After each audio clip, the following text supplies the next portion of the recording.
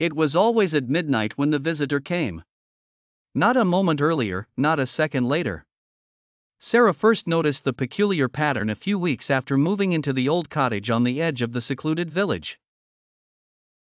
The townsfolk had given her wary glances when she mentioned buying the place but had said nothing explicitly. Now their silence made sense. Each night, the grandfather clock in the hallway would chime 12 times, and with the final echo, the air would grow still, and the temperature would drop, as if the house itself held its breath. Sarah would hear the soft click of the front door, even though she always made sure to lock it. It would creak open, followed by ominous, slow footsteps making their way through the foyer. At first, she thought it was her imagination or perhaps some local prankster. However, it wasn't long before she couldn't ignore the strange occurrences. Objects in rooms were moved, faint whispering could be heard through the vents, and shadows seemed to dance on the walls when no one was there. One night, driven by equal parts curiosity and terror, Sarah decided to confront the visitor. She armed herself with a flashlight and hid behind the sofa, facing the front door.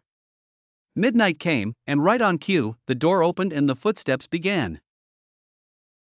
Her heart pounded in her chest, the sound reverberating in her ears as she waited, flashlight in hand, frozen with fear.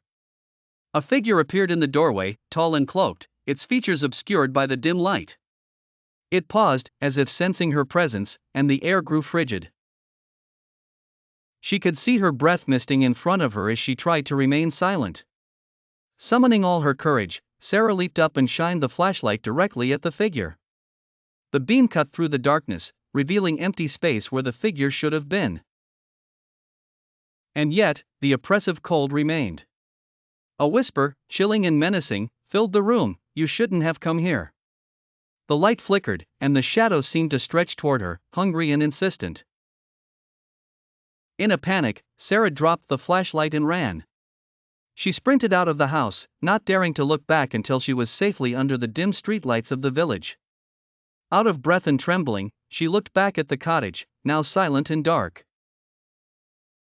The old house loomed, an ancient sentinel guarding secrets better left unknown.